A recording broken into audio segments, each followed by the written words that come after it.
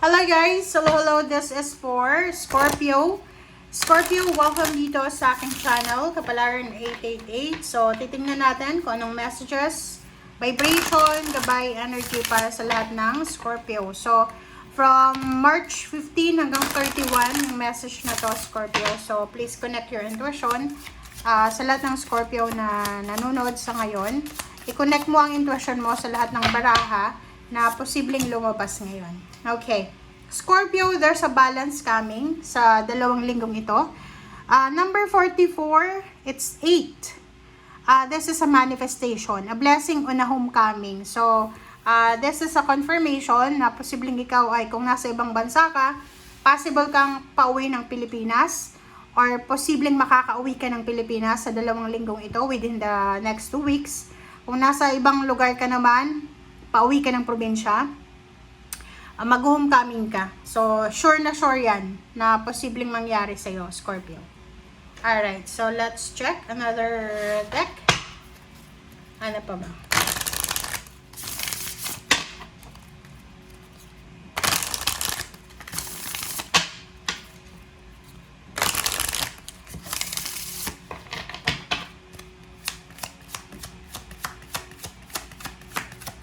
Okay, Scorpio.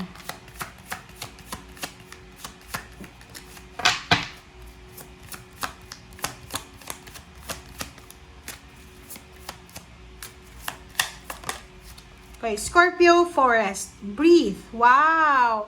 So, nakikita natin dito yung ibang Scorpio na sa dalawang linggong ito ay aatupagin nyo yung pagpapahinga. Maybe yun, mag-homecoming ka because kailangan mong magpahinga, mag-outing, mag-spend time sa nature, sa dagat, sa swimming pool, sa mountain, sa lahat ng lugar na posibleng makakapag-relax ka. Yun yung parang goal and purpose mo for the next 2 weeks. Okay, let's check. Scorpio.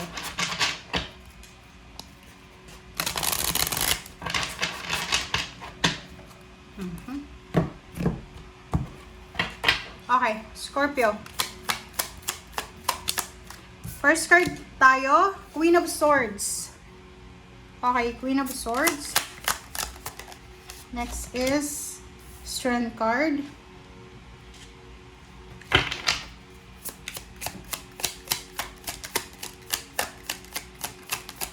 Ano pa ba? Scorpio. Wow! This is a confirmation.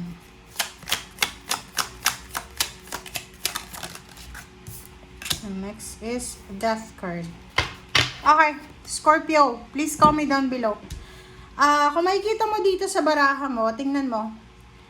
Sinasabi ng baraha sa'yo dito, Scorpio, na sa dalawang linggong ito, marami kang pag-iisipan na decision making. This week ay yun, habang nagpapahinga ka siguro sa linggong ito, dalawang linggo, marami kang maiisip, marami kang pag-iisipan.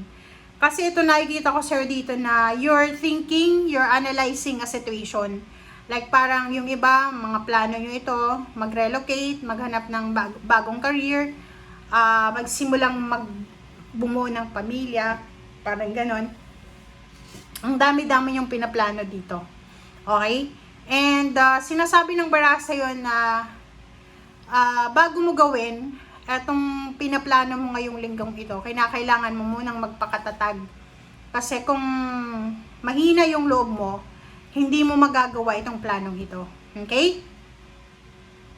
Alright. So, nakikita rin natin dito na may selebrasyon na mangyayari sa linggong ito. Pwedeng magse-celebrate ka, Scorpio, because tapos na yung kontrata mo. Pwede ka nang lumipat sa ibang trabaho, or maybe sa bahay yan. Kung halimbawa hindi maganda yung environment sa tinitirahan mo, masaya ka, you're celebrating because tapos na yung pagtitiis mo, parang ganun. And isa din sa rason kung bakit ka magse-celebrate because of celebration of success, victory, health, good health, relationship, parang ganun. And sobra-sobra kang magiging masaya kasi yung talagang kinaiinisan mo na parte ng buhay mo ay posibleng mawawala na. Alright? And nakikita din natin dito na busy ka. It's either may celebration talaga, kantahan, inuman, there's a reunion, or parang yun nga, there's an homecoming. So, maraming pagtitipon, meetups, or kung ano man siya na pwedeng nakaka-enjoy, refresh ng emotion. And kung makikita mo dito, nakikita ko na sobra kang magiging confident sa mga choices and options mo, starting sa linggong ito. Or yung iba na magbabakasyon, like for example, ilang taon kang nagtrabaho, tapos may 2 linggo kang pagbabakasyon ngayon, medyo maaayos, marirefresh yung katawan mo, yung isip mo sa gagawin mong bakasyon. Alright? So, let's confirm. Queen of Swords.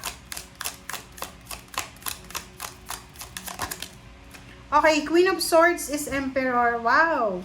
So, yun, you're planning to apply for a higher position siguro. You're planning to build your own house, parang ganon. Or pwedeng yung iba sa inyo dito, Scorpio, nagpaplano kayong tumakbo bilang barangay officials, parang ganon, sa next elections. So, nakikita natin dito yung may bago kang direksyon na prospect na pwedeng magdala sa'yo ng power. Yun. So, sinasabi ng bara sa'yo dito na sa linggong ito, marirealize mo sa linggong ito na lahat ng pinagpaguran mo, lahat ng sakit, ng hinanakit, ng galit na yan, ay may kapalit pala. Okay? So, marirealize mo na marami kang pinagdaanan na sakit, marami kang pinagdaanan na sakripisyo, luha, marami kang hindi luha. But, nasa iyo pa rin ang huling halakhak. Yung parang sa 2 linggong ito, marirealize mo na pag mabuti ka palang tao, kahit na ibagsak ka ng maraming tao, pagtulungan ka, makakasurvive ka pa rin kasi iaangat ka ng universe.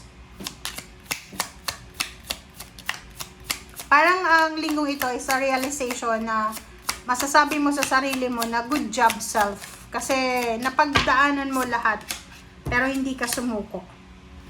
Okay. Diba? So parang nakikita natin dito, marami kang pinagdaanan. Like yun, binackstab ka, siniraan ka, ninakawan ka, niloko ka, bumagsak yung foundation mo, nasira yung pamilya mo, nasira yung trust mo, but bumangon ka. Parang siyang phoenix rising from the ashes na Scorpio. Okay? Congrats sa inyo, Scorpio. Kasi parang itong 2 linggo, tapos na dito tapos na yung mga masasamang panaginip, tapos na yung mga pang-aapi, tapos na yung mga bagay-bagay na naranasan mong hindi maganda. And 2 of Wands, nasa nasa sitwasyon ka na you have choice and options. Okay? Dati siguro wala kang choice. But now sinasabi ng barahan na you have choice and option. Kung gusto mong maging maayos yung buhay mo, binibigyan ka ng universe ng choice para ayusin ito.